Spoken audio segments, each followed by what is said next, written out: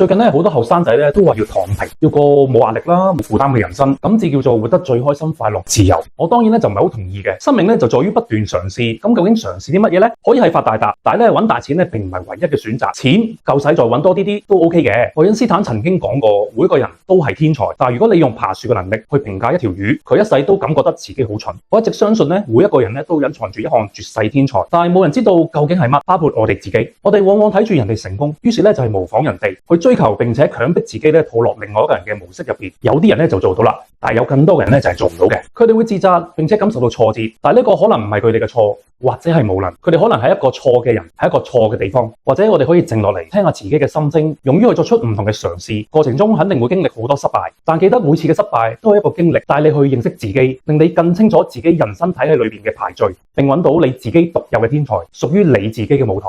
喺嘗試嘅路上，你可能咧會遇到好多已經揾到自己天才或者舞台嘅人，去嘲笑你，去批評你嘅失敗，係因為冇跟住佢哋嘅成功之道。喺嗰一刻，好多後生仔都會感到非常迷茫，但係你只能夠忽略佢哋，因為你已經冇得揀啦，唔可以停落嚟，放棄嘗試。你一停落嚟，就代表你揾唔到屬於你嘅絕世武功，屬於你自己嘅舞台。你嘅一生只能夠做一條喺度拼命爬樹嘅魚啦。我係 Anthony Liu，香港 BNI 高級董事顧問，關注我，大家傾下人脈關係同埋青年創業。